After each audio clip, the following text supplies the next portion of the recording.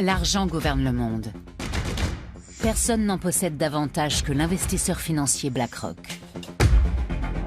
La société dispose de plus de 6 000 milliards de dollars d'actifs. Ils proviennent majoritairement de gros investisseurs, mais aussi de millions de petits épargnants. Lorsqu'on brasse autant d'argent, on peut influencer des entreprises, des politiciens et même des États. Avec quelles conséquences pour nous tous? Pourquoi en sait-on aussi peu sur le plus grand des géants de la finance mondiale? Personne ne voulait me parler autrement que sous couvert d'anonymat.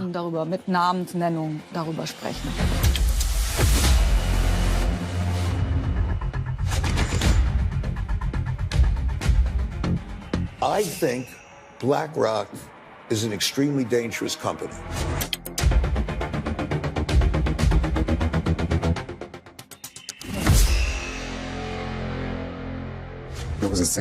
On disait qu'on nageait avec les requins.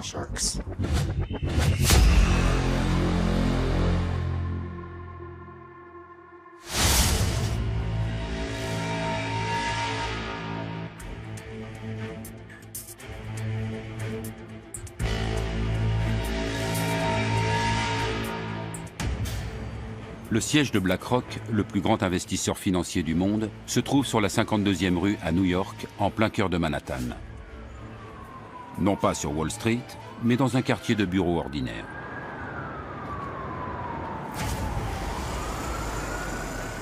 L'édifice est ouvert au public.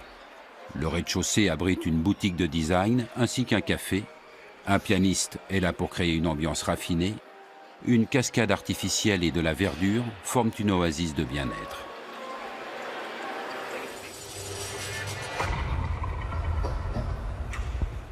Les bureaux de BlackRock se trouvent derrière cette imposante barrière.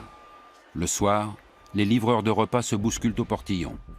Quand on travaille ici, on ne compte pas ses heures. Les affaires passent avant tout. À la tête de la société, Lawrence D. Fink, surnommé Larry. C'est le gestionnaire d'actifs le plus puissant du monde. Ses 14 500 employés brassent plus de 6 000 milliards de dollars. Aucune autre société au monde ne gère autant d'argent. Un tel succès ne tombe pas du ciel. Il faut faire preuve de motivation, d'ambition, d'intelligence et d'un grand flair. On peut bien sûr avoir de la chance et engranger 1 milliard en un an. Mais ensuite, il faut maintenir ce niveau, décrocher de nouveaux clients, parvenir à conserver ses investisseurs et, dans l'idéal, se développer. Et BlackRock ne cesse de croître.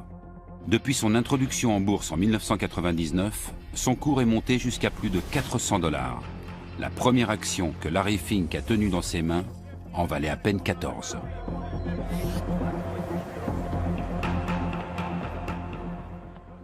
La journaliste boursière Heike Burter a suivi l'ascension de BlackRock depuis le début et a écrit un livre sur le sujet.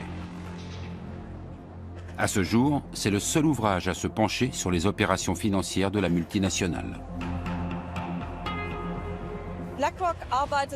BlackRock travaille avec ce que Wall Street appelle OPM, Other People's Money, l'argent des autres. C'est celui que les financiers préfèrent utiliser. BlackRock a même érigé cela en système. Il travaille avec l'argent de fonds de pension, d'assurance et de petits épargnants. Toute personne désireuse d'investir son argent peut s'adresser à BlackRock, qui va l'investir pour elle. Parmi les clients de BlackRock, on trouve de gros investisseurs, comme le fonds souverain norvégien ou le fonds de pension californien CalPERS. Les sommes placées se comptent souvent en milliards. À partir d'une dizaine de millions, BlackRock fournit un conseil personnalisé.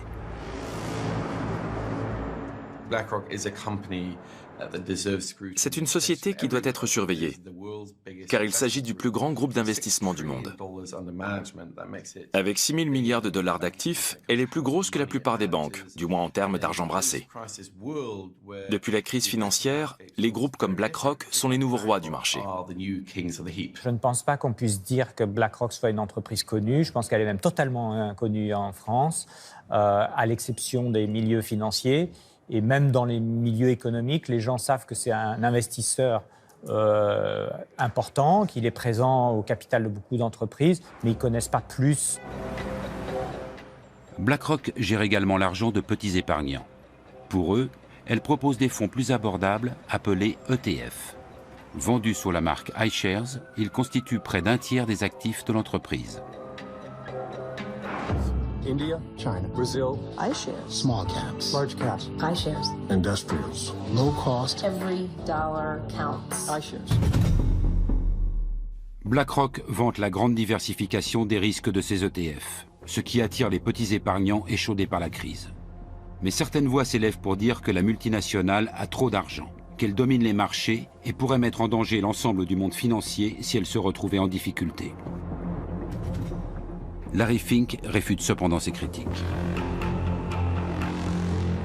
The reality is, the capital markets are the capital markets. I don't control the capital markets. The whole world controls the capital markets, all the participants.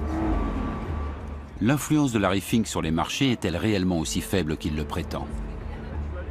Il est permis d'en douter. Au cours de la décennie qui a suivi la crise financière de 2009, BlackRock est devenu le plus gros investisseur du monde, en grande partie grâce aux ETF.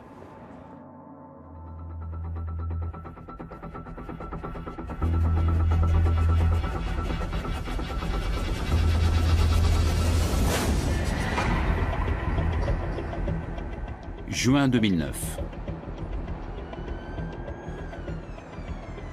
Alors que la crise tient le monde entier en haleine, BlackRock rachète pour 13,5 milliards de dollars la filiale d'investissement de la banque britannique Barclays, ruinée. Une transaction colossale. Du jour au lendemain, BlackRock voit le montant de ses actifs doubler. Mais plus important encore, la société se lance dans la commercialisation d'ETF. Les ETF ont pris de l'ampleur après la crise. On a alors vu se développer la plus longue bulle financière de l'histoire, qui ne cesse de grossir depuis maintenant une dizaine d'années. Et au cours de cette période, les ETF ont littéralement explosé. Et leur croissance se poursuit. Pas une fois ils n'ont été ébranlés. Depuis 2009, des centaines d'ETF inondent les marchés boursiers.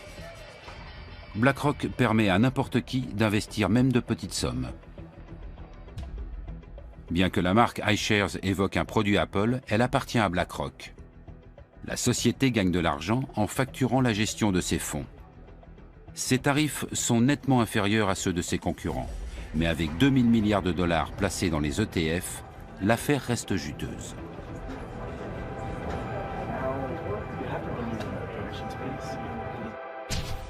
Le sigle ETF signifie Exchange Traded Funds, c'est-à-dire fonds négociés en bourse.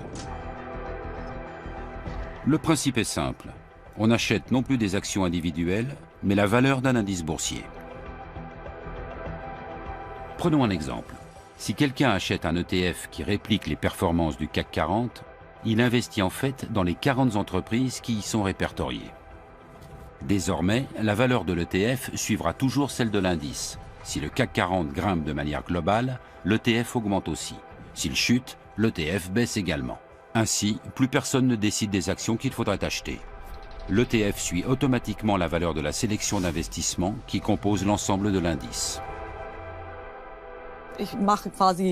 On fait un placement sur tout un marché ou sur un segment de marché. Tous les constructeurs automobiles, toutes les actions européennes ou ce que vous voulez. C'est un peu comme chez un marchand de glace. Il y a des ETF à tous les parfums. Depuis la crise financière, les clients n'ont plus confiance dans leurs banques. Nombre d'entre eux cherchent une solution transparente et rentable pour leur placement, d'autant que les comptes d'épargne ne rapportent pratiquement plus rien. Aux États-Unis, les ETF sont particulièrement à la mode. Actuellement, 2800 milliards de dollars sont placés dans les fonds négociés en bourse.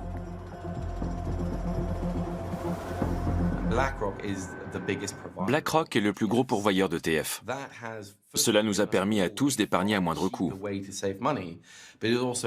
Mais l'énorme pression que cela a créée a contraint les gestionnaires d'actifs traditionnels à baisser leurs tarifs. L'an dernier, le prix de ces services est tombé à un niveau historiquement bas, 2 fois moins élevé qu'il y a 20 ans. Tout le monde a fait d'énormes économies. Mais l'euphorie suscitée par les ETF retombe soudainement en 2015 lorsqu'une légende de Wall Street s'en prend par surprise aux produits phares de BlackRock. Pour son coup d'éclat, l'investisseur en fonds spéculatif Carl Icahn choisit une émission télévisée dans laquelle le ton est généralement plutôt amical.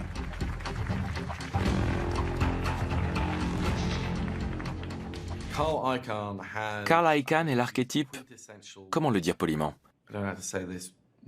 C'est l'archétype du type qui est tellement riche qu'il se fout tout simplement de tout. Il peut dire ce qu'il veut. Et il lui arrive parfois d'être impertinent. Je pense qu'il a simplement voulu piquer au vif Larry Fink, qui n'était pas vraiment habitué à ce qu'on lui rentre ainsi dans le lard.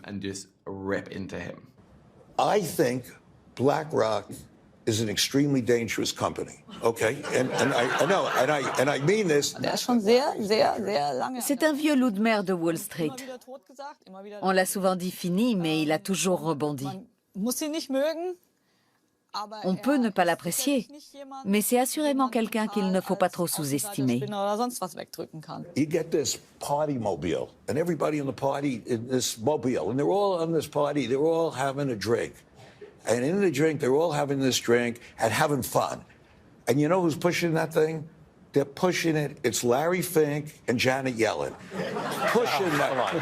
And they're pushing the goddamn thing. Sur le ton de la plaisanterie, Carl Icahn accuse devant les caméras Larry Fink et Janet Yellen, alors présidente de la Réserve fédérale américaine, de prendre le risque d'une nouvelle crise financière.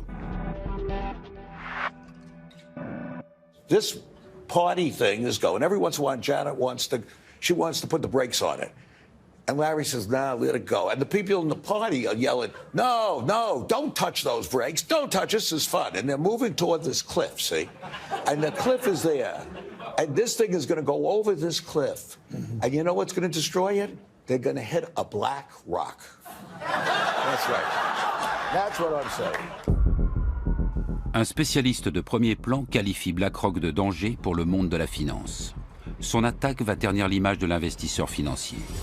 Y a-t-il vraiment trop d'argent placé dans ces ETF ?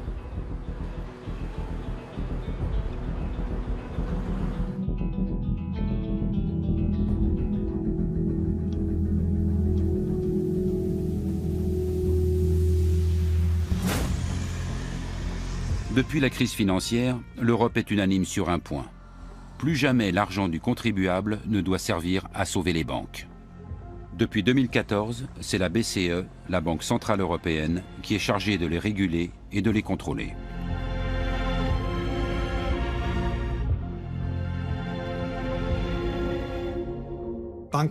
Les banques doivent posséder bien plus de fonds propres. Avant la crise, elles en avaient peut-être 8 ou 9% en moyenne. Aujourd'hui, dans la zone euro, elles en ont généralement entre 13 et 14%. C'est une moyenne. Les chiffres peuvent varier. Le siège allemand de BlackRock se situe non loin de la BCE. Gestionnaire d'actifs à l'échelle mondiale, la multinationale brasse aujourd'hui bien plus d'argent que la plupart des banques. Mais elle est nettement moins contrôlée. Puisque ce n'est pas un établissement bancaire et qu'elle n'accorde pas de crédit, elle n'est pas considérée comme étant d'importance systémique. On dit qu'un établissement présente une importance systémique dès lors qu'il est susceptible, en cas de difficulté, de provoquer dans le système financier un choc qui pourrait avoir un effet négatif sur l'économie réelle. Voilà comment je définirais l'importance systémique. BlackRock pourrait-elle être classée dans cette catégorie? Selon une étude du Conseil de stabilité financière, un organisme de surveillance créé par le G20 à la suite de la crise, les activités de BlackRock ont pris des proportions considérables. Si pour une raison quelconque ses clients venaient à vendre en bloc leurs ETF, tous les marchés boursiers pourraient être menacés. Et dans leur sillage, des milliers d'entreprises dont les actions plongeraient.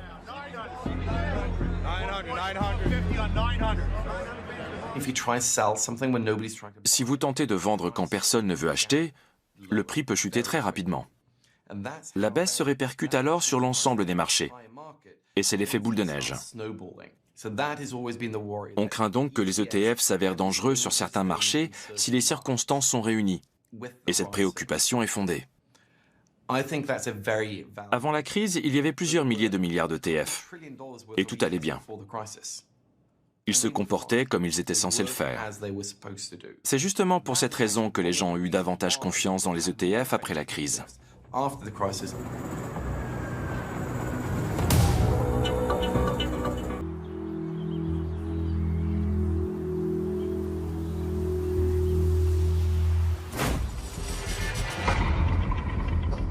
Les fournisseurs d'ETF devraient-ils donc aussi constituer des réserves comme les banques? Ils disposeraient alors de moins d'argent pour spéculer et de moins de possibilités de faire des profits. Un scénario cauchemardesque pour les gros gestionnaires d'actifs comme BlackRock. Pour ne rien arranger, une étude internationale réalisée par des universitaires et publiée juste après enflamme la discussion sur l'importance systémique de BlackRock. L'un des auteurs enseigne à l'université McGill de Montréal. Je ne sais pas si notre étude prouve son importance systémique. En tout cas, elle indique que nous devons repenser le problème de la stabilité des marchés financiers. Il ne faut plus seulement réguler les banques, que l'on sait réglementer car on connaît très bien les risques qu'elles peuvent présenter, mais aussi les autres instituts financiers. L'étude s'intitule sobrement « Qui a peur de BlackRock ?» Les résultats n'ont a priori rien d'extraordinaire. Dès que BlackRock investit sur les marchés avec ses ETF, on constate un net retrait des autres investisseurs. Visiblement, la simple présence de la multinationale inquiète les autres gestionnaires financiers. L'explication est explosive. Ils craignent à l'évidence que BlackRock et les autres géants du secteur soient subitement obligés de retirer leurs gigantesques investissements.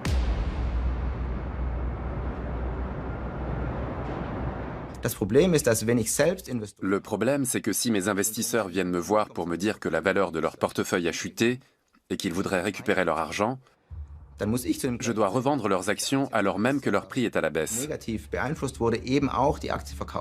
C'est-à-dire au moment le plus défavorable. Tout le monde à la bourse craint une telle situation. Le sauve-qui-peut général tant redouté ne se ferait pas attendre. Un tel mouvement de panique pourrait alors s'avérer d'importance systémique. Les cours plongeraient, les investisseurs perdraient des milliards et les sociétés cotées subiraient d'énormes pertes. Le système imploserait. Les géants comme BlackRock emporteraient tout dans leur chute. Et qui sera là pour récupérer les ETF? Qui les achètera s'ils sont en train de plonger? Qui? Quand il n'y a plus personne, le marché plonge. On peut toujours dire que ça n'arrivera jamais. C'est en tout cas ce qu'affirme BlackRock.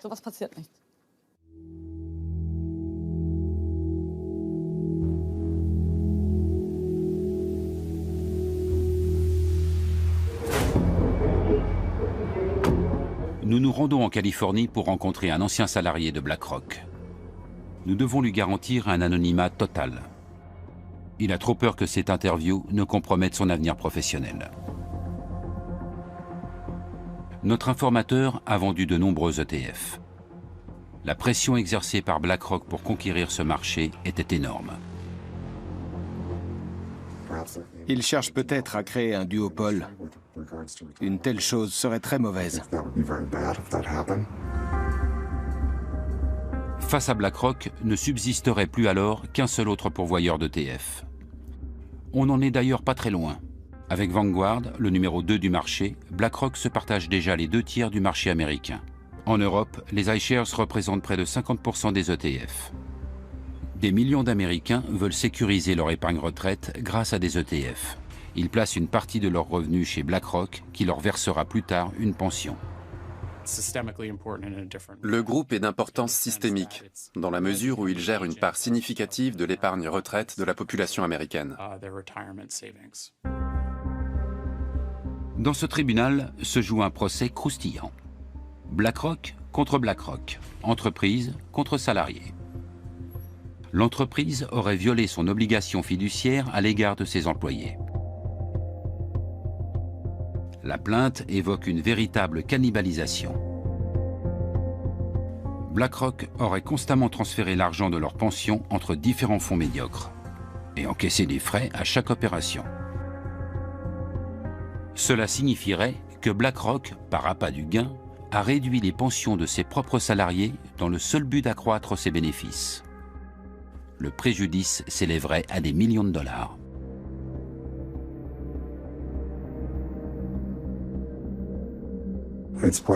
Il est probable que BlackRock fera traîner la procédure encore des années et que je ne touche finalement pas un centime. J'estime que BlackRock a manqué à son obligation fiduciaire. Si elle avait pris ses responsabilités au sérieux, elle aurait dû être plus transparente sur son barème tarifaire.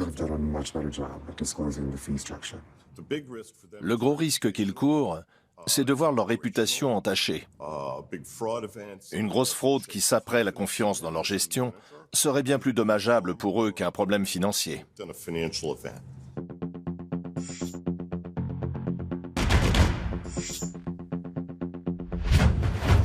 Plus que son argent, BlackRock doit défendre sa réputation. Car si elle perd la confiance de ses clients, ses affaires sont menacées. Le groupe est aujourd'hui le plus gros investisseur sur les marchés mondiaux.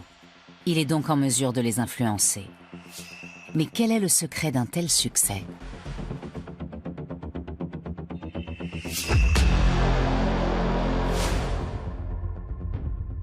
BlackRock est actionnaire de milliers de sociétés. Apple, Microsoft, Facebook, Shell. L'entreprise a placé ses fonds partout. Et même si cet argent est un simple prêt de ses clients, Larry Fink et ses gestionnaires peuvent en disposer à leur guise. Larry Fink a créé un écosystème comparable à celui d'une banque. Le groupe gère et génère beaucoup d'argent. Dès qu'il investit dans un nouveau secteur, les cours de la bourse grimpent immédiatement. Il pèse si lourd qu'il influence le marché. En Allemagne, BlackRock est un gros actionnaire dans les 30 plus grandes entreprises du DAX. Il en va de même en France, où la multinationale possède de larges parts dans les sociétés du CAC 40 comme Airbus, Renault ou L'Oréal. BlackRock est la cheville ouvrière des marchés financiers. C'est chez elle et chez les autres gros investisseurs institutionnels que les investisseurs américains et du monde entier placent leur épargne retraite. Ces groupes investissent pour nous. Ils sont les intermédiaires qui garantissent nos pensions et le bon fonctionnement des marchés. Ils ont une grande responsabilité.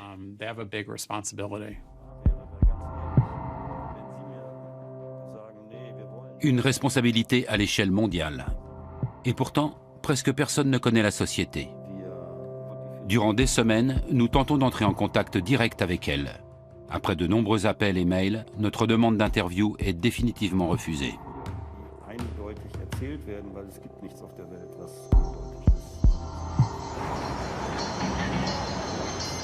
La journaliste Heike Burter en a elle aussi fait l'expérience. Depuis bientôt 20 ans, elle écrit sur Wall Street pour diverses rédactions. Mais au cours de ses recherches pour son livre sur BlackRock, elle s'est heurtée à un énorme mur de silence. Oui, en effet. Et quelque chose m'a surprise. Même parmi les gens extérieurs à BlackRock, ceux qui y avaient travaillé autrefois, qui espéraient y entrer un jour ou qui collaboraient simplement avec la société, personne ne voulait me parler autrement que sous couvert d'anonymat.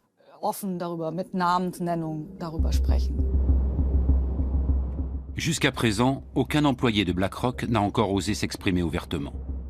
Même l'ex-salarié que nous rencontrons à San Francisco redoute l'influence de son ancien employeur.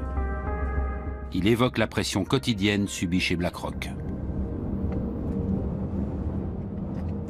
Pour être franc, on se plaignait beaucoup. C'était un environnement très stressant. L'organisation était très horizontale et il y avait pas mal de jeux de pouvoir. Beaucoup de gens voulaient avoir l'air important et gravir les échelons. Les plaintes étaient nombreuses. Quand je travaillais là-bas, on avait l'habitude de dire qu'on nageait avec les requins. Notre informateur développait des fonds pour les marchés internationaux. Ces produits devaient attirer des investisseurs du monde entier, avec de gros bonus à la clé en cas de succès. En cas d'échec, pression et stress. Et chez BlackRock, la définition de la réussite était claire. Une expression qu'on utilisait la résume bien. Rendre les riches encore plus riches. Je caricature, bien évidemment. Mais la réussite chez BlackRock, du moins pour moi, se mesurait à mes performances et à mes bonus. Ils louaient des salles où le PDG présentait les résultats du trimestre et exposait aussi ses objectifs.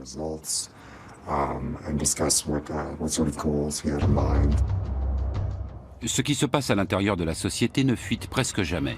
Suivant l'adage, discrétion est mère de confiance. Mais qu'est-ce que BlackRock a de plus que les autres?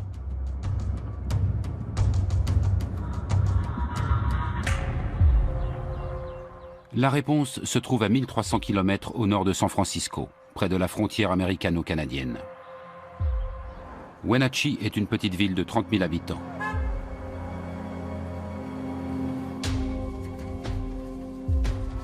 Le climat y est propice à la culture des fruits. Wenatchee s'est autoproclamée capitale mondiale de la pomme. Mais sa principale source de revenus provient d'ailleurs. Microsoft, Yahoo et d'autres y sont implantés car le barrage de Rocky Ridge leur fournit de l'électricité relativement bon marché. Exception faite des vergers, c'est assez désert. Et au milieu de ces pommeraies se trouve aussi BlackRock. Dans ce qui ressemble à des entrepôts, se cachent les serveurs informatiques du plus grand investisseur financier du monde. Jour après jour, ils explorent le monde numérique à la recherche de tout ce qui pourrait être utile pour l'industrie financière.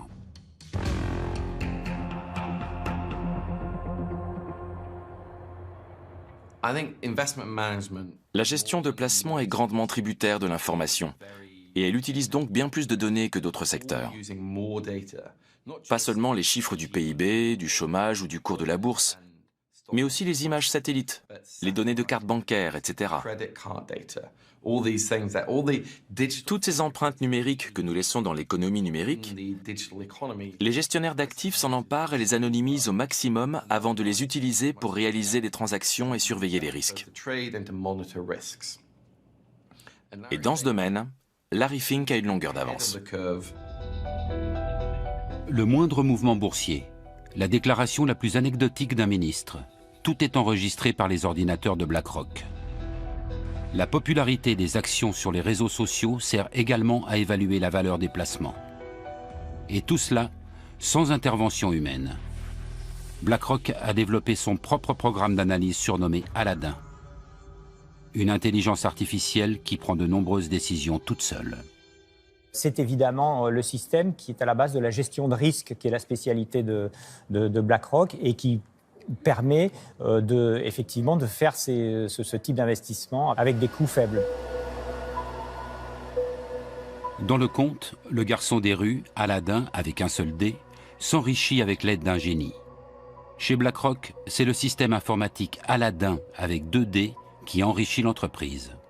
Le programme réalise chaque semaine 200 millions de calculs afin de conseiller ou déconseiller certains placements. Prenons un exemple. BlackRock veut savoir si cela vaut la peine d'accorder des prêts immobiliers dans une région donnée.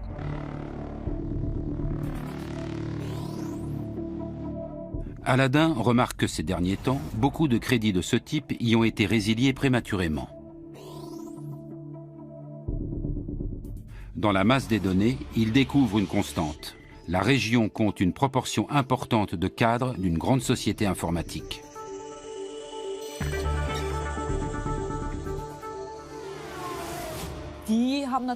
Le problème, c'est qu'ils sont souvent mutés.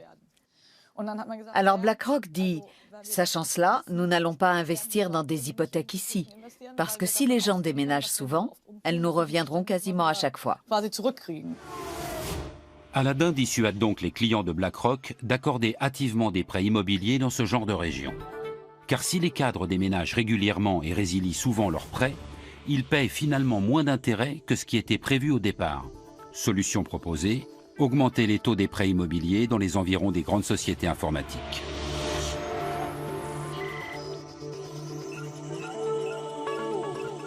Mais Aladdin rapporte encore plus d'argent à BlackRock dans bien d'autres secteurs. Quelles sont les entreprises à suivre? Lesquelles sont surévaluées ou présentent des risques? Quels sont les projets des politiques? Où émergera la prochaine crise? Aladdin en sait davantage que n'importe qui. Et pour faire appel à ses pouvoirs magiques, il suffit d'y mettre le prix.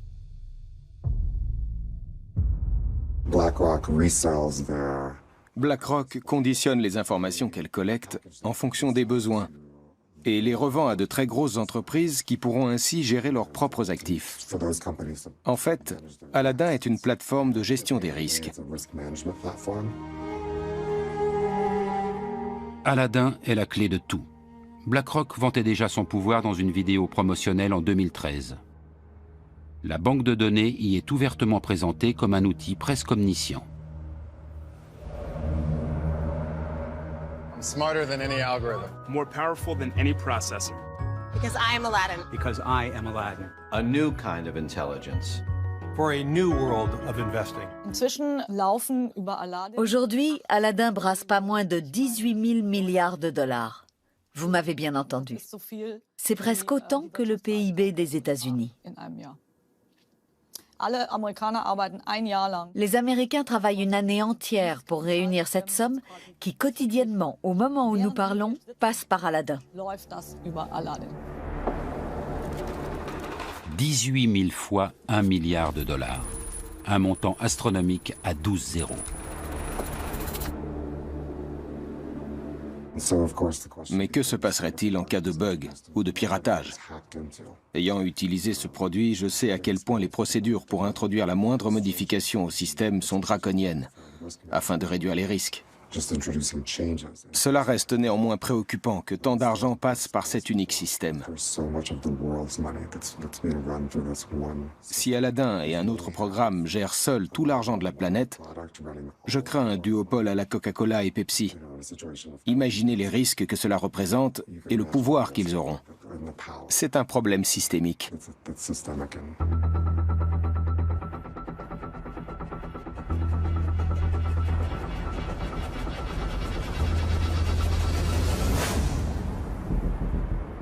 À la fin des années 1970, il n'y a pas de meilleur endroit que Wall Street pour gagner de l'argent rapidement. Pour devenir célèbre, on va à Hollywood. Pour faire fortune, direction la bourse. Le jeune Lawrence D. Fink, alors âgé de 23 ans, n'a aucune velléité d'acteur. Sa maîtrise en administration des affaires immobilières en poche, il quitte Los Angeles pour se rendre à New York. Larry Fink était banquier d'investissement. Il a commencé chez First Boston. C'était un enfant prodige, un véritable crack. Les traders d'alors travaillent dans d'immenses salles de marché et réalisent des gains incroyables. L'actuel PDG de BlackRock aurait joué pas moins d'1 milliard de dollars en bourse avec son service. Mais soudainement, le conte de fées prend fin. J'ai étudié de nombreux grands chefs d'entreprise et ils sont presque tous milliardaires. J'ai constaté que souvent, au début de leur carrière, ou parfois au milieu, ils ont connu un gros échec personnel qui leur a fait perdre énormément d'argent, voire leur emploi. La malédiction de Wall Street frappe Larry Fink au milieu des années 1980. À la suite d'une baisse des taux d'intérêt, des propriétaires échangent leurs anciens prêts onéreux contre de nouveaux prêts à des taux plus avantageux. Larry Fink ne l'a pas vu venir et se retrouve soudain avec sur les bras une montagne d'actions dont plus personne ne veut. Il a perdu 100 millions de dollars et est devenu persona non grata dans sa banque. D'autres sont passés par là. Quand vous prenez un tel bouillon, on vous évite dans l'ascenseur comme si vous étiez pestiféré. Plus personne ne veut être vu avec vous. Vous devez alors vous tourner vers autre chose. Ce qu'il a fait. J'ai effectué des recherches pour savoir s'il avait été licencié ou s'il avait démissionné. C'est difficile à dire, mais c'est probablement lui qui est parti. En 1988, Larry Fink parvient à convaincre la société d'investissement Blackstone de créer avec lui une nouvelle entreprise. Blackstone Financial Management mise sur une gestion des risques la plus parfaite possible. Peu après, Larry Fink en change le nom. BlackRock est né. Elle se caractérise par l'incroyable accent qu'elle met sur le risque, sous toutes ses formes, au point que cela en devient presque obsessionnel.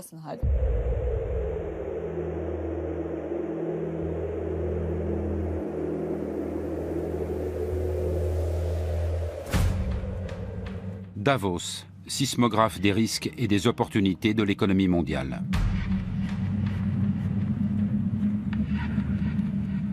Une fois par an, jusqu'à 5000 policiers et militaires lourdement armés sont mobilisés dans ce village suisse où l'élite financière de toute la planète organise son forum économique mondial. Davos est une plateforme idéale, car les PDG de toutes les grandes entreprises, notamment technologiques, sont présents et viennent y puiser des connaissances. L'accès au forum est réservé aux participants dûment accrédités. Et seuls les chefs d'État sont autorisés à venir accompagnés de leur garde du corps.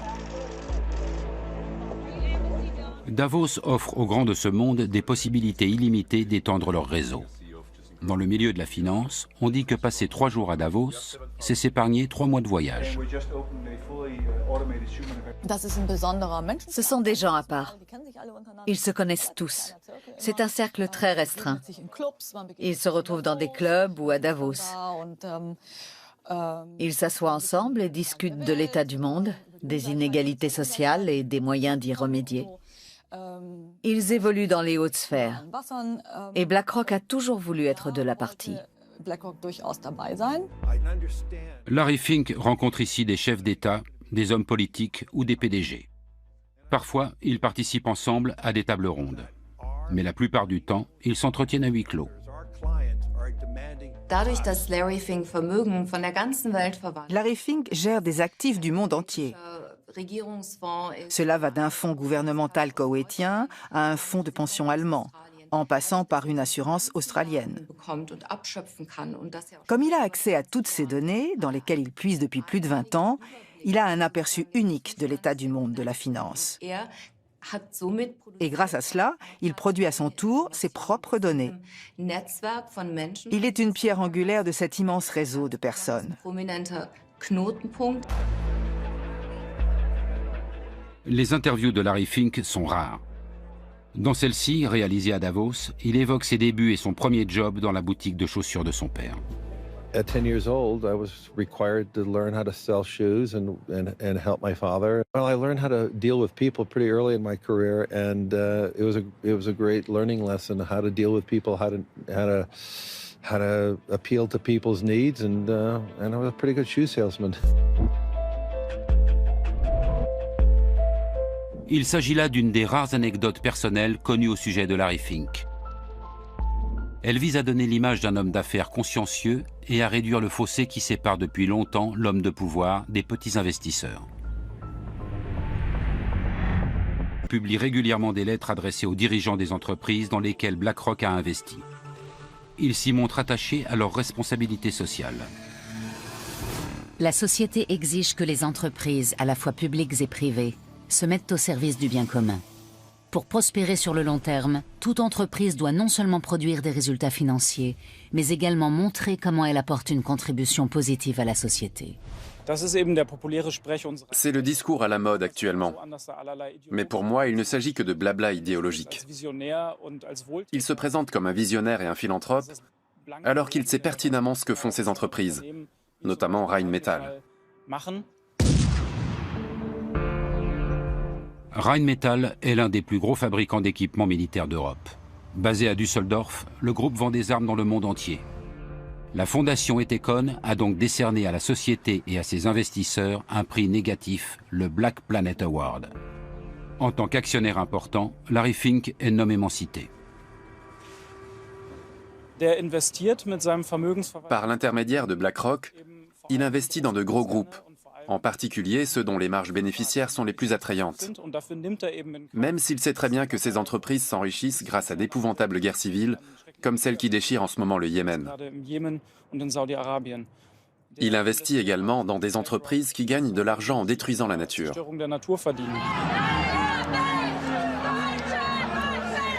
BlackRock s'enrichirait-elle grâce à l'industrie de la guerre? De fait, l'action Rheinmetall a pris énormément de valeur. Depuis 2016, son cours a grimpé d'environ 70%. BlackRock investit aussi dans d'autres groupes d'armement. Est-ce en adéquation avec les lettres de Larry Fink dans lesquelles il appelle à plus de justice et de responsabilité vis-à-vis de l'environnement?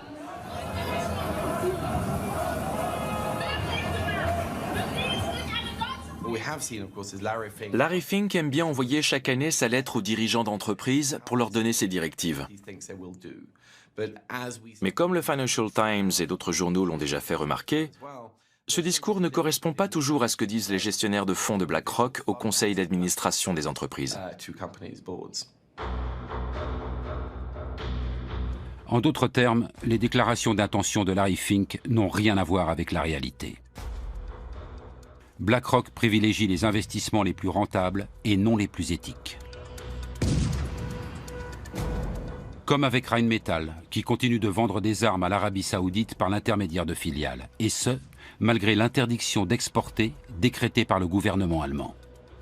Et peu importe si le régime saoudien torture ses ressortissants et assassine les journalistes indésirables. On l'a notamment vu avec l'affaire Jamal Khashoggi. Peu après, une conférence devait avoir lieu en Arabie Saoudite et de nombreux chefs d'entreprise ont dû reconsidérer leur participation. Larry Fink ne s'y est pas rendu, mais quand on lui a demandé s'il allait cesser toute relation commerciale avec le pays, il a clairement répondu que non. BlackRock refuse de s'exprimer sur le sujet devant notre caméra. Mais dans un document publié en 2018, les choses sont claires. En définitive, un seul critère est retenu par la société au moment de décider si elle soutient ou non la politique commerciale d'une entreprise. Nous voterons contre la direction si l'entreprise ne réagit pas ou ne semble pas agir dans l'intérêt à long terme des actionnaires. BlackRock reconnaît donc indirectement faire pression sur les entreprises lorsque les affaires ne vont pas comme prévu. Dans ce même document, la société indique également qu'elle souhaite promouvoir des critères ESG, c'est-à-dire environnementaux, sociaux et de gouvernance. Mais elle ajoute: les critères ESG sont souvent mal compris et on croit qu'ils impliquent de tenir compte des valeurs sociales et politiques dans le processus d'investissement. Il n'en est rien.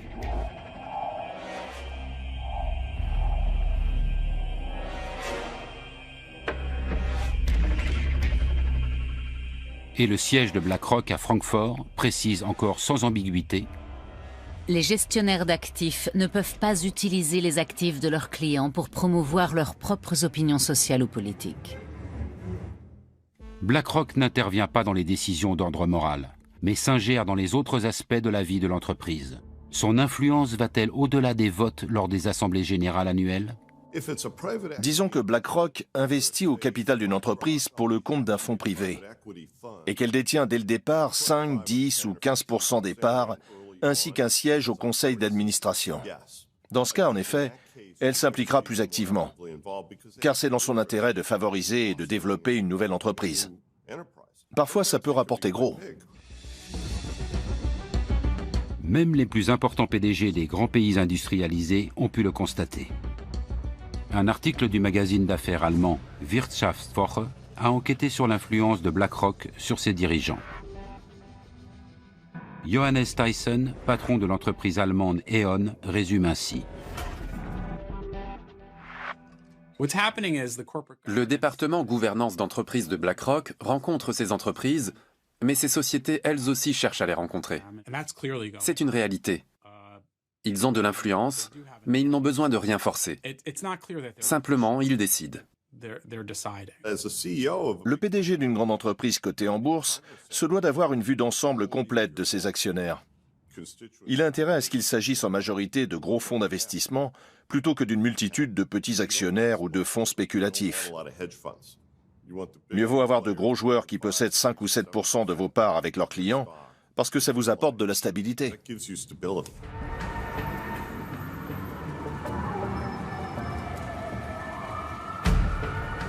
La puissance de BlackRock peut-elle être mise au service d'une noble cause? En décembre 2017, Emmanuel Macron invite à Paris des hommes politiques, des entrepreneurs et des responsables du secteur financier pour la première édition du One Planet Summit. Une décision importante est prise en clôture. Avec le soutien de la France et de l'Allemagne, BlackRock devra développer un fonds censé investir, par exemple, dans les industries durables en Afrique. L'approche de ce projet a été faite à travers effectivement la rencontre entre Larry Fink et le président Macron. Le souhait à la fois de Larry Fink était de s'engager à la demande de ses clients sur des projets d'investissement verts. Et le président Macron est à l'initiative de cette plateforme d'engagement que rejoignent beaucoup d'acteurs du secteur privé et des acteurs de la finance. Larry Fink demande ensuite au président français de lui ouvrir le marché des pays en développement, officiellement pour sauver le climat. Mais on peut aussi penser que la France et l'Allemagne aident tout simplement BlackRock à conquérir de nouveaux marchés et à gagner des investisseurs supplémentaires. On lui propose de sortir de sa zone de confort. Et comme il ne connaît pas particulièrement les géographies des pays du Sud, notamment Afrique, les deux agences de développement, que ce soit la KfW ou l'AFD, sont pour lui un partenaire essentiel pour maîtriser le risque. Aucun projet n'a encore été concrétisé. Une chose est néanmoins sûre. Le fonds ne devrait pas investir dans les pays très pauvres, mais uniquement dans les marchés en expansion. La volonté de BlackRock de quitter sa zone de confort pour sauver le climat a visiblement ses limites. D'autant que le groupe continue d'engranger de l'argent avec des entreprises peu soucieuses de protéger l'environnement. Cette contradiction entre parole et acte a donné lieu à de nombreux actes de protestation. Larry Fink se fait régulièrement épingler pour ses investissements dans les énergies sales comme le charbon, le pétrole ou le gaz. We're here in New York City today outside of BlackRock headquarters to give Larry Fink the only award that he really deserves. An award recognizing him as a climate fraud.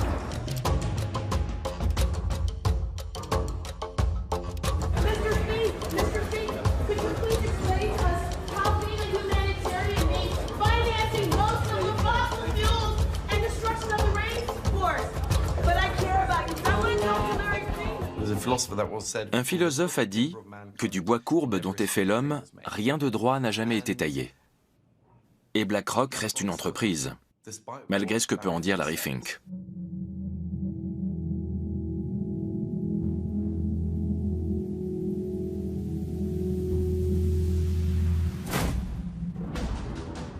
La mainmise de BlackRock grandit à chaque nouvel investissement.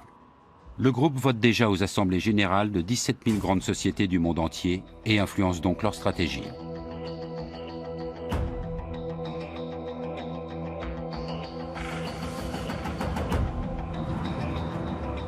Pour le chercheur Martin Schmaltz, c'est une bonne raison d'étudier scientifiquement l'influence de l'investisseur financier. Étant donné que BlackRock est le principal actionnaire de très nombreuses entreprises, quelles conséquences cela a-t-il pour l'économie mondiale ? J'imaginais que Bill Gates était l'actionnaire majoritaire de Microsoft, de même que Steve Jobs ou Tim Cook chez Apple, ou encore Mark Zuckerberg chez Facebook, comme la presse peut le laisser entendre. Mais il s'avère qu'il n'en est rien. J'ignorais totalement que dans ces sociétés, les plus gros actionnaires sont non pas les fondateurs, mais Vanguard, BlackRock ou d'autres investisseurs de ce type.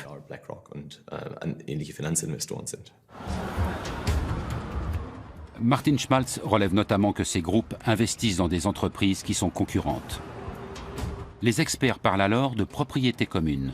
Par exemple, BlackRock possède des actions à la fois chez Adidas et chez Puma. Avec quelles conséquences sur la concurrence ?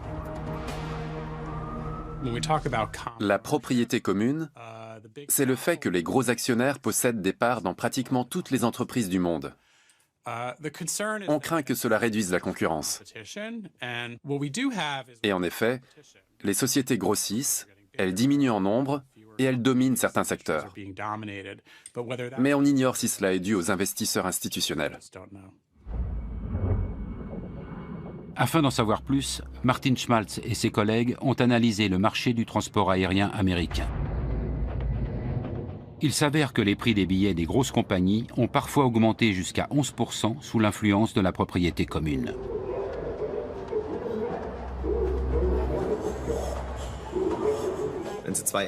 Disons que vous possédez une compagnie aérienne, et moi une autre, et que nous décidons d'échanger une partie de nos actions afin de devenir propriétaires à part égale. Nous avons alors beaucoup de propriétés communes. Les chiffres montrent que lors de telles transactions, généralement moins extrêmes que dans cet exemple, les prix du marché augmentent, en l'occurrence ceux des billets. Et inversement, quand vous revendez une partie de vos actions afin de réduire votre propriété commune, alors les prix baissent à nouveau.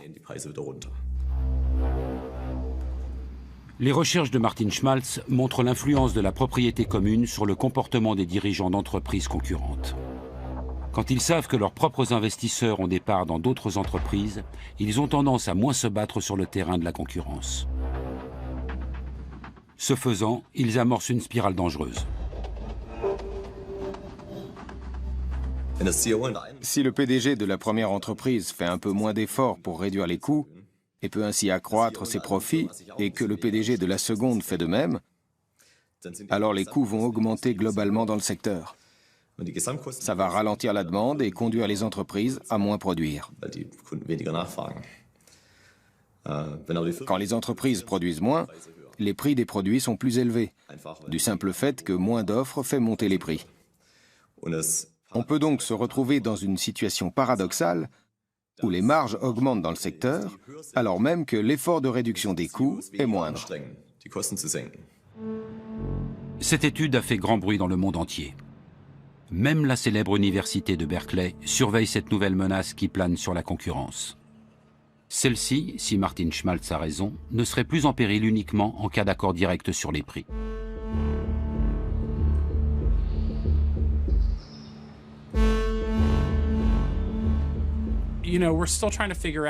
Nous essayons encore de vérifier si tout cela est cohérent, ne serait-ce que dans cette branche. Je dirais, pour ma part, qu'une seule étude universitaire ne prouve rien. Il faut en mener plusieurs sur un même sujet. Assurément, celle-ci est inquiétante et mérite d'être approfondie, mais elle n'est en rien irréfutable.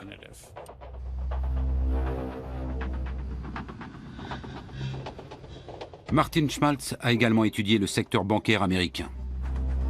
Là encore, plus la propriété commune est importante, plus les frais de compte sont élevés et plus les intérêts perçus par les clients sont faibles.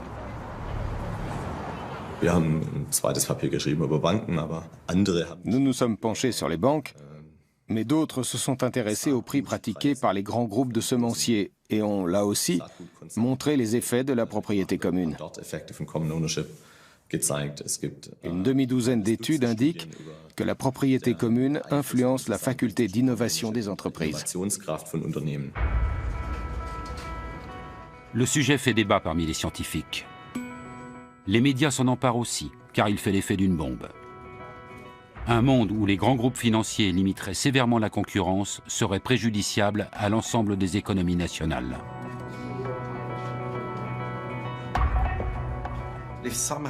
Si la concurrence disparaît, nous allons nous retrouver dans le pire des cas avec un capitalisme de copinage, ce qui n'est pas sain. Nous en sommes encore bien loin, mais certaines hypothèses avancées par Martin Schmaltz et d'autres sont fascinantes. Ce qu'elles soulèvent doit nous pousser à la vigilance et à la réflexion, car BlackRock et d'autres grands pourvoyeurs d'ETF continuent de grossir. Si Martin Schmaltz a raison, l'économie de marché pourrait en être bouleversée. Les concurrents ne se battraient plus pour gagner la faveur des clients, mais seulement celle de leurs investisseurs. L'intéressé est souvent invité pour présenter les résultats de l'étude. Ici, devant l'Office fédéral des ententes, l'autorité allemande de la concurrence abonne. Cette question que Martin Schmaltz a soulevée au sujet de la propriété commune a déjà trouvé son application ici.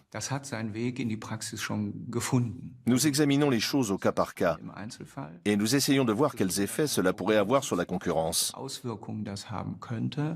Mais à ce jour, aucun cas n'a encore mené à une interdiction pour ce motif.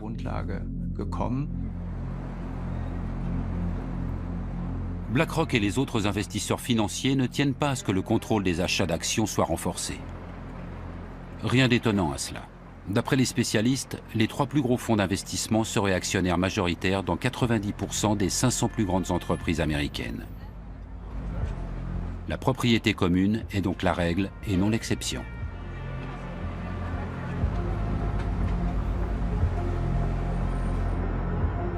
Plus le débat fait rage, plus on voit surgir des contre-expertises censées renforcer la position de BlackRock. La direction de l'entreprise ne manque pas une occasion de critiquer les conclusions de Martin Schmaltz.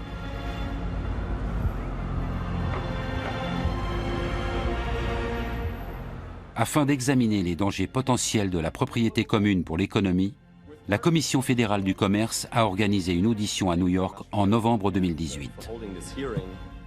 Les allégations de l'économiste allemand menacent les intérêts de BlackRock. La réponse des représentants de la direction de l'investisseur n'en est que plus cinglante. One of the suggested remedies for common ownership is to limit portfolios to one company per sector. In that case, virtually all diversified portfolios would no longer be viable. This engagement plays an important role in the corporate accountability chain, which has value not just for shareholders, but for society as a whole. En clair, BlackRock lutterait pour le bien-être de la société et le professeur d'Oxford aurait commis de nombreuses erreurs. Sa compétence scientifique est explicitement remise en cause. BlackRock nous fait également parvenir d'innombrables contre-expertises. La pression exercée sur Martin Schmaltz est considérable. On a le sentiment que leur pouvoir s'étend jusque dans les milieux universitaires.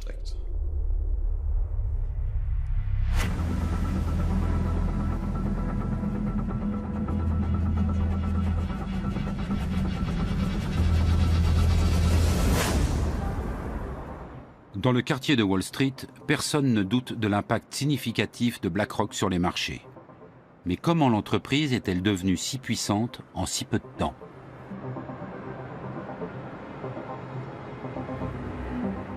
Au moment de la crise, BlackRock ne jouait aucun rôle à Wall Street. Ce sont principalement les banques qui ont failli faire sombrer l'économie mondiale.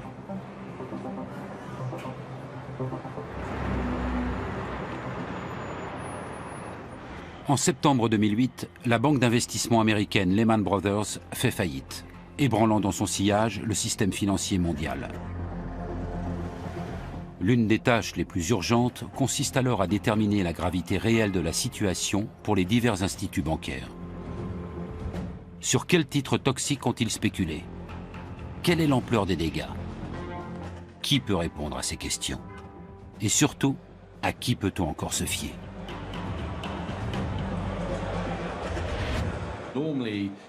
En temps normal, la BCE et les différents gouvernements seraient allés demander conseil à Goldman Sachs, JP Morgan ou la Deutsche Bank. Mais après la crise, c'était politiquement délicat. Alors quand vous cherchez quelqu'un qui connaît vraiment bien les marchés, vous vous tournez vers les investisseurs, les gestionnaires de fonds qui passent leur journée à réfléchir au marché et à leur bon fonctionnement. Il était donc naturel qu'ils deviennent des conseillers de premier plan. Aux États-Unis, le secrétaire au Trésor et la Réserve fédérale s'adressent à Larry Fink et chargent BlackRock d'analyser les comptes d'AIG, le plus grand groupe d'assurance du monde. Larry Fink assure au directeur de la Réserve fédérale de New York, Timothy Geithner, qu'Aladin permettra à son équipe de reconnaître les titres toxiques. Le programme informatique de BlackRock devient la bouée de sauvetage de la Réserve fédérale, totalement démunie. Aucun appel d'offres n'est réalisé. Ces projets ne s'obtiennent pas sans relation. Bien sûr, ils sont annoncés. Mais avec BlackRock, étonnamment, on fait souvent valoir qu'il fallait aller vite, trouver quelqu'un en urgence. Le contrat suivant ne tarde pas à venir. Le président américain Barack Obama et Timothy Geithner doivent sauver Citigroup. Personne ne sait exactement combien de créances douteuses détient la banque. BlackRock entre dans son calculateur toutes les informations et les données concernant le géant bancaire. Résultat, le gouvernement américain alloue à ce dernier des milliards de dollars d'aide publique.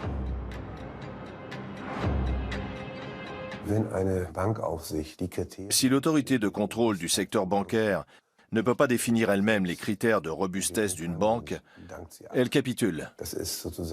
Cette connaissance privilégiée ne peut et ne doit être développée que par ce gendarme lui-même.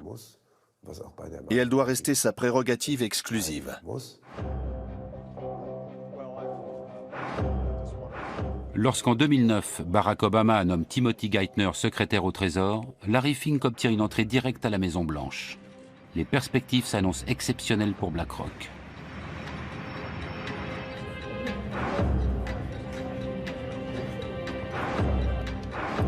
À mesure que ses liens avec la Réserve fédérale et le secrétaire au Trésor se renforcent, de nouveaux domaines d'activité s'ouvrent pour BlackRock, désormais chargé de tester la résistance des banques américaines.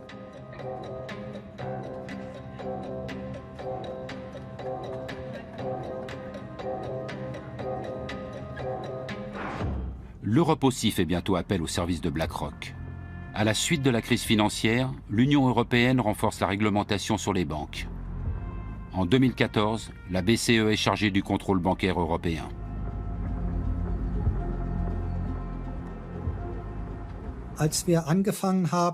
Lorsque nous avons mis cela en place en 2014, nous avons rapidement dû procéder à une évaluation complète de l'ensemble du système bancaire. Nous disposions encore de peu d'effectifs. C'est pourquoi nous avons aussi sollicité l'aide de consultants externes pour nous aider à mettre tout cela sur pied. L'avantage, c'était que certains travaillaient pour d'autres autorités de contrôle international. Nous avons donc pu intégrer les bonnes pratiques de chacun d'entre eux. C'est depuis ces bureaux que sont actuellement régulées les principales banques européennes. Les employés de la BCE collaborent avec BlackRock et d'autres consultants externes. La plus haute autorité de contrôle public en Europe partage ainsi ses données économiques les plus sensibles avec BlackRock. Larry Fink ne risque-t-il pas de se servir de ces informations pour son propre compte? On s'assure évidemment que les consultants que nous avons choisis mettent en place des Chinese Walls pour dissocier clairement leur activité de conseil pour nous de la gestion qu'ils opèrent pour leurs propres clients. C'est parfaitement normal dans une banque d'investissement. Et s'il s'avérait que quelqu'un mélangeait un peu les genres, il serait renvoyé sur le champ. Comment fonctionnent ces Chinese Walls, ces fameuses murailles de Chine? Prenons un exemple. En tant que consultant auprès de la BCE, BlackRock a accès à des renseignements exclusifs sur la valeur d'une banque. En théorie, la multinationale pourrait utiliser ses connaissances à son avantage pour spéculer à Wall Street. Mais cela serait totalement illégal. Par conséquent, les services d'analyse et d'achat doivent être séparés par une barrière infranchissable. Chaque société embauche à cet effet des employés supplémentaires censés protéger ces murailles. Ces gens sont assis à côté des gestionnaires de fonds et leur disent « Vous ne devriez pas faire ceci. Vous ne pouvez pas parler à ces personnes. » Ou encore « Vous devez déclarer cela. » Il y a aussi différents programmes de contrôle informatique. Nous savons que l'être humain excelle dans l'art de contourner ces contrôles. Le souvenir de la crise est néanmoins encore très frais. Pour l'heure, il y a quelques pommes pourries dans le panier, car il y en a toujours. Mais cela ne constitue pas une menace imminente. Les Chinese Walls peuvent-ils réellement prémunir contre tout délit d'initié? Le doute est permis lorsque l'on revient sur la crise de l'euro. En juillet 2015, BlackRock a en effet acheté des obligations d'État grecques au moment même où le monde entier spéculait sur une prochaine chute de leur valeur. Ce que presque personne ne savait à l'époque, c'est que BlackRock venait d'éplucher les comptes des banques grecques à la demande de la BCE. BlackRock a-t-elle utilisé illicitement ces informations? Peu de temps après, la faillite de la Grèce a été évitée et les primes de risque sur les obligations d'État grecques ont chuté, ce qui s'est avéré rentable pour la multinationale.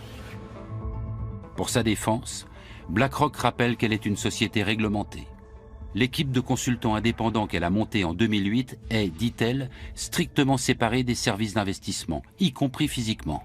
En outre, elle est régulièrement soumise à des contrôles techniques et opérationnels. Le Chinese Wall, c'est le grand mythe de la finance, c'est ce qu'on a toujours dit. C'est la raison pour laquelle on a séparé, notamment aux États-Unis, toutes les activités entre le marché, les activités de détail. En général, ça fonctionne un certain temps. Et puis, comme dans toutes les murailles, il y a toujours des trous par lesquels les choses peuvent passer. En Grèce, le groupe américain éveille à nouveau les soupçons. Alors que le pays lourdement endetté est pressé par l'Union européenne de privatiser ses bâtiments publics, BlackRock investit dans l'immobilier avant tout le monde. C'est l'ancien banquier Paskalis Bouroris qui organise la privatisation pour le compte de l'État. Peu de temps après, il obtient un poste de direction dans la succursale grecque de BlackRock. Pour la BCE, les conseils d'une société de fonds financiers sont chers, même avec les Chinese Walls. Mais elle espère reprendre bientôt son indépendance. D'année en année, au fil des tests de résistance, le rôle des consultants s'est amenuisé. Il est fort probable que d'ici 2020, nous ne fassions plus appel à aucun d'entre eux et que nous utilisions notre propre expertise.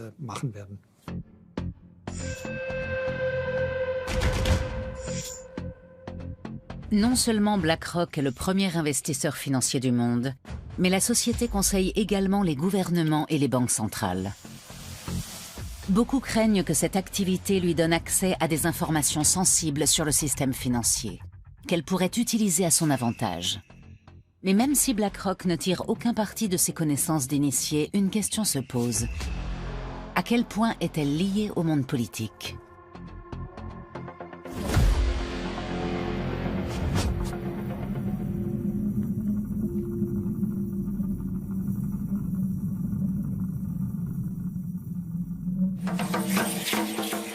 Avec 127 millions d'habitants, le pays d'origine des Aztèques est le 10e pays le plus peuplé du monde.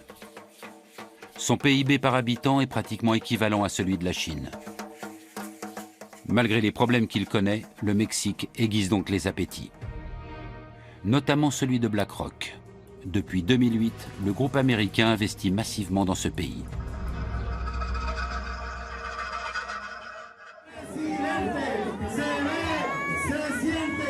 À l'approche des élections présidentielles de 2018, la multinationale a des raisons de s'inquiéter lorsqu'un nouveau candidat se présente. Il s'agit d'un politicien de gauche, Andrés Manuel López Obrador, ancien maire de Mexico. Beaucoup d'investisseurs craignent qu'il ne nationalise d'importants secteurs de l'industrie, comme le souhaitent nombre de ses partisans.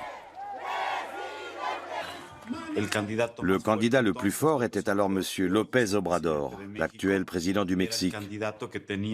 C'était celui qui allait le plus à l'encontre des courants politiques et économiques dominants en vigueur dans le pays depuis des décennies. Le secteur de l'énergie récemment privatisé est au cœur des débats. BlackRock y a placé beaucoup d'argent et prévoit d'investir dans un nouveau gazoduc. Avec l'ancien président, la confiance règne. Mais l'élection d'un homme de gauche imprévisible risque de mettre en péril les investissements du groupe. Et ce, précisément au Mexique, le pays préféré de Larry Fink.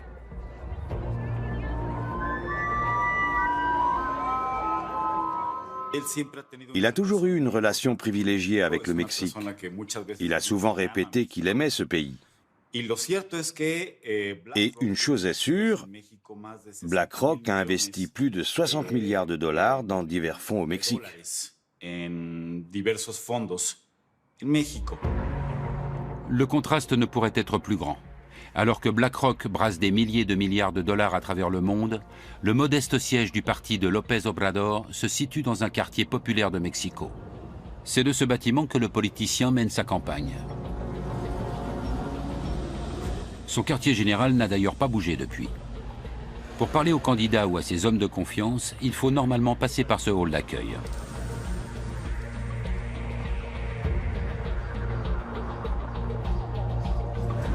Larry Fink en est toutefois dispensé lors de sa venue en mai 2018.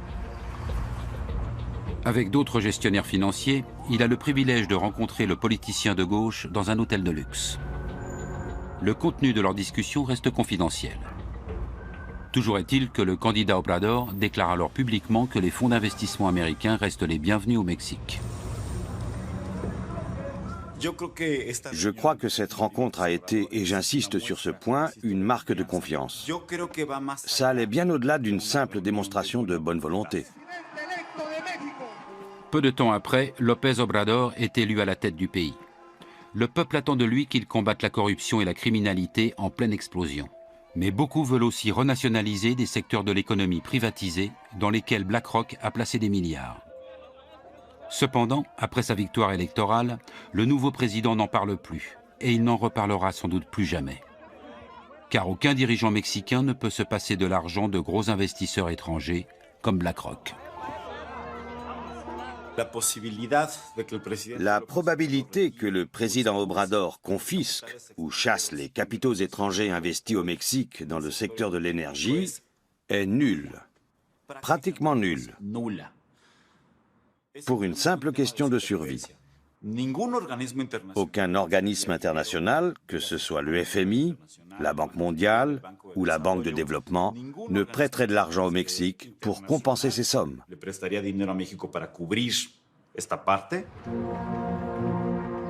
BlackRock s'est fermement établi dans le secteur énergétique mexicain il y a une dizaine d'années. Mais ce n'est que récemment que la journaliste Claudia Ocarranza a regardé de plus près le contrat signé à l'époque. Avec peu de moyens, elle enquête sur les lobbies pour le compte de l'organisation non gouvernementale Poder.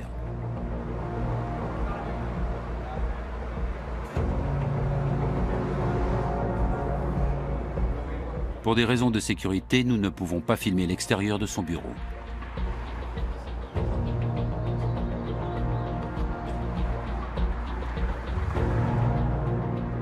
Au cours de ses investigations, la journaliste a découvert un réseau de relations entre les milieux politiques et économiques au sein de l'élite dirigeante du Mexique. Un nom revenait sans cesse, celui de BlackRock. Depuis 2011, des personnalités importantes du pays entretiennent des relations étroites avec le groupe financier. Pour commencer, BlackRock a engagé le fils de Carlos Slim. Le premier entrepreneur du Mexique, à l'époque l'homme le plus riche du monde, était en très bons termes avec la multinationale.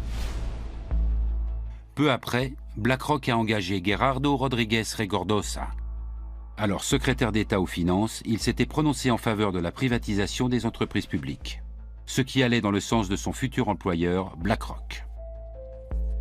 En 2015, Larry Fink a rencontré le président de l'époque, Enrique Peña Nieto, au sujet de la compagnie pétrolière publique Pemex. Pues no sabemos exactamente qué fue lo que pasó ahí, pero on ne sait pas exactement ce qui s'y est dit, mais il existe un mémorandum d'entente entre BlackRock et Pemex. Pemex, ¿no? Entonces, no es como tan il n'est donc pas difficile de comprendre à quoi a servi cette réunion. O de entender para qué era esa reunión. Y entonces Pemex, qui était une entreprise publique, est devenue une entreprise semi-publique. Cela signifie que son capital a été ouvert aux investisseurs privés nationaux ou étrangers. Claudia Ocarranza a eu accès au mémorandum.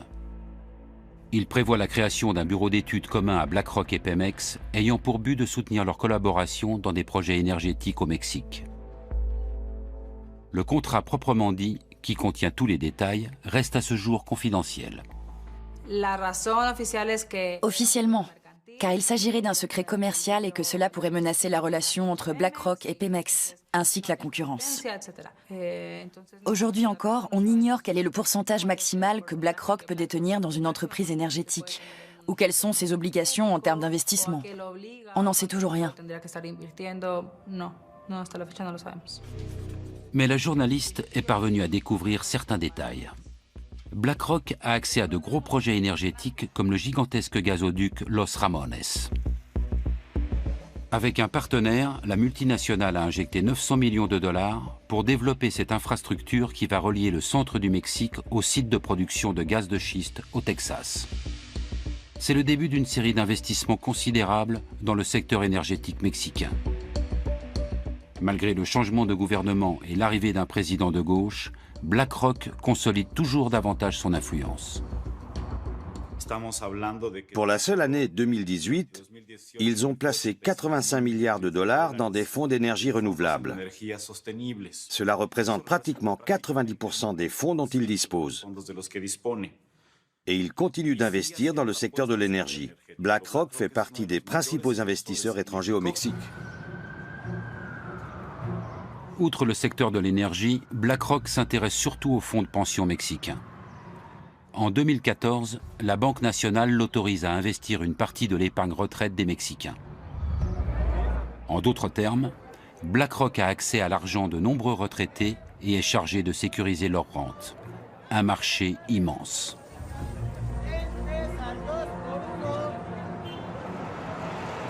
L'autorisation émane de la Commission nationale du système d'épargne pour la retraite, la CONSAR. Et ce, bien qu'un gestionnaire de BlackRock soit alors poursuivi pour délit d'initié. Même si les charges retenues contre lui ont été par la suite abandonnées, Claudia Ocarranza est convaincue que légalement, aucun contrat n'aurait dû être signé avec une entreprise contre laquelle des poursuites étaient engagées. Et ce n'est pas tout. Dans quoi BlackRock investit-elle mon argent? Pourquoi la CONSAR n'oblige-t-elle pas ses gestionnaires de fonds à révéler ces informations? La journaliste ne cesse de découvrir de nouveaux liens. C'est Isaac Portnoy qui aurait signé le contrat lucratif pour BlackRock. Auparavant, il travaillait justement pour la CONSAR, chargé de valider l'accord. Après quelques années chez BlackRock, Portnoy est ensuite allé chez Pemex, la société avec laquelle BlackRock a investi des milliards dans le secteur mexicain de l'énergie. La boucle est bouclée.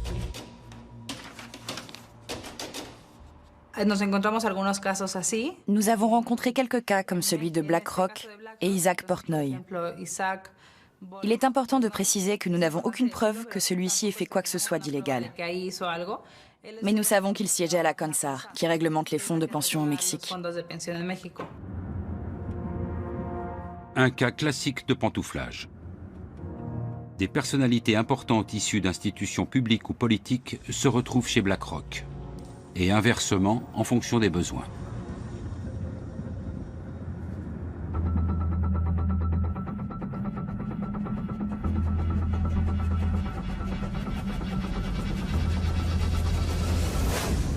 Mein Name ist Friedrich Merz, mit E, anders als in Ihrer Einladung, die Sie bekommen haben.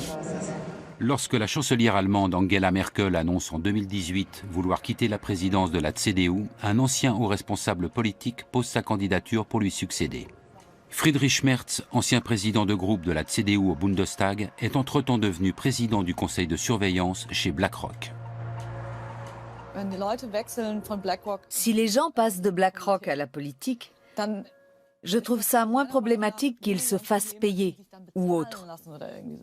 Ils pensent comme leur ancien employeur ou donneur d'ordre. Ils restent prisonniers de ce mode de pensée. Ils appréhendent le monde avec les yeux d'un employé de BlackRock.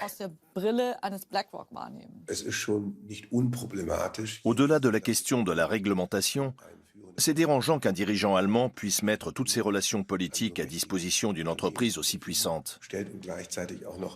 Et que de surcroît, il revendique le droit de protéger les activités de gestion d'actifs de BlackRock, prétendument dans l'intérêt des citoyens.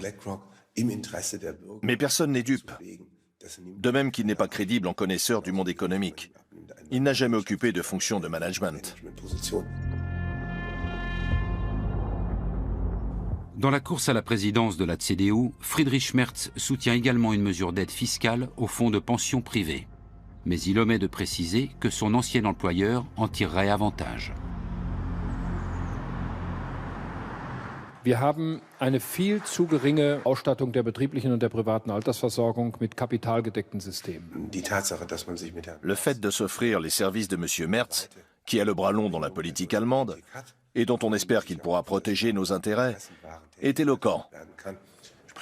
Le problème, ce n'est pas seulement BlackRock, c'est l'ascendant du capital financier international sur la démocratie nationale.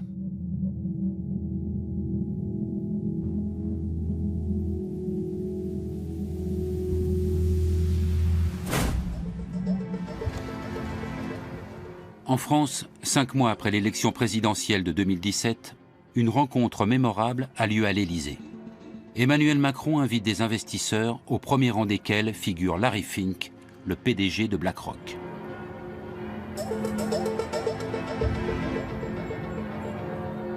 Le président français souhaite attirer les grands gestionnaires de fonds du monde dans l'Hexagone. Voilà pourquoi il avait déjà rencontré Larry Fink à plusieurs reprises, peu après sa prise de fonction.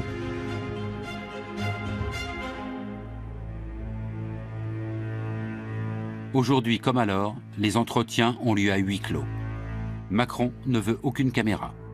Après, je pense qu'il est intimement convaincu, et je pense qu'il a raison de l'être, du fait qu'il faut être proche de ces gens-là, en tout cas en matière de business, pour parvenir à les faire s'installer sur le territoire français ou simplement y faire des investissements. Parce que ce qu'ils cherchent à attirer aussi, c'est l'argent, c'est les fonds. Emmanuel Macron veut favoriser les privatisations en France. À cet effet, le président de la République a créé une commission dont l'un des membres n'est autre que le patron de BlackRock France, Jean-François Cirelli. Cet ancien conseiller du président Chirac a aussi fait de Gaz de France l'une des plus grandes compagnies énergétiques du monde. Et tout comme Friedrich Merz en Allemagne, il ne cesse de réclamer un recours accru aux fonds spéculatifs pour l'assurance vieillesse.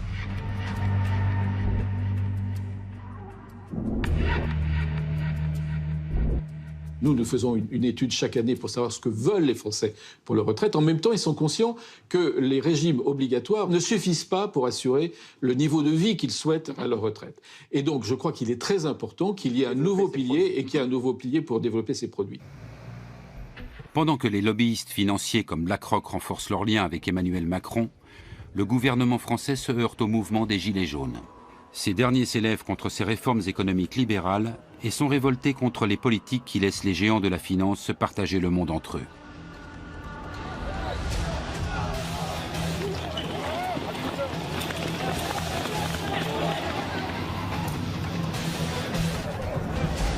Du tout, donc ce sont des gens qui sont en protestation par rapport au système. Alors, est-ce que cette protestation par rapport au système, elle est due à la financiarisation et à BlackRock et à tous ses amis de la finance? C'est un peu rapide. Ce qui est vrai, c'est que le système de la finance lui-même a été générateur d'un niveau d'inégalité assez important et que la protestation de ces gens-là, elle est aussi contre les inégalités.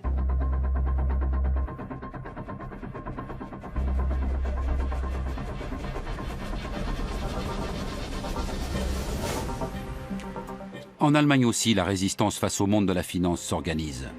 De plus en plus de citoyens se sentent menacés. Le berlinois Russ Betaeri s'indigne du prix des loyers dans la capitale allemande.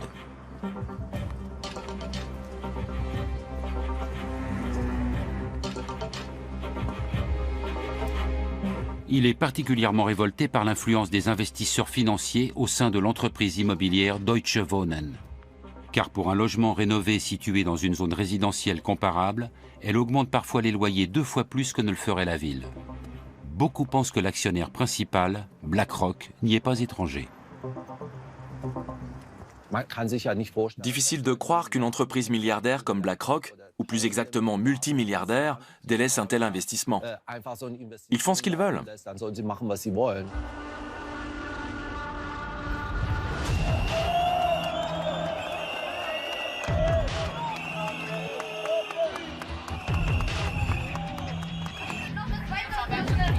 Des dizaines de milliers de personnes manifestent à Berlin afin de mettre un terme aux agissements de Deutsche Wohnen et de BlackRock. Ils veulent exproprier la société immobilière pour obtenir une indemnisation. BlackRock perdrait alors l'un de ses plus gros objets d'investissement en Allemagne.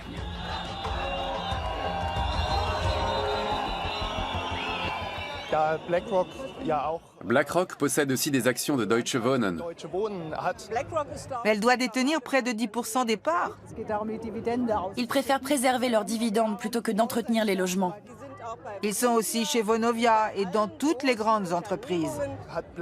BlackRock a tout intérêt à ce que les loyers augmentent. Russ Betaeri a déjà récolté 70 000 signatures en faveur de l'expropriation. La colère contre les spéculateurs et les augmentations éhontées des loyers est si grande que le monde politique est bien obligé de prendre son initiative au sérieux.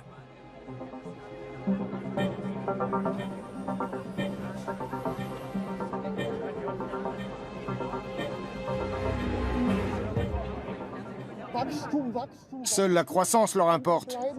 Et beaucoup se retrouvent au banc de la société car ils ne peuvent plus payer leur loyer.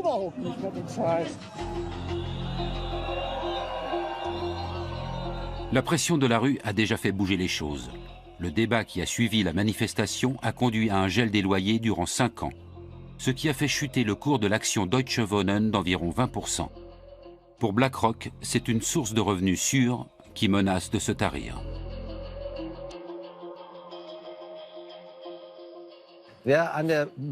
Quand on spécule en bourse, qui plus est sur le sort des locataires, on peut aussi perdre. Les petits actionnaires doivent également le savoir. Je n'ai absolument aucun état d'âme à porter préjudice à de gros investisseurs institutionnels comme BlackRock. Ils ont suffisamment nui à la société. Aucune autre société ne brasse autant d'argent que BlackRock. Elle a le bras long en politique et influence même des gouvernements. Mais personne n'en parle. Les gestionnaires de Larry Fink doivent faire passer l'éthique après les perspectives de profit. Plus le pouvoir des investisseurs grandit, plus la question se pose. Faut-il avoir peur de BlackRock? La taille de la multinationale pourrait-elle provoquer une crise financière mondiale? Et surtout, peut-on encore arrêter BlackRock?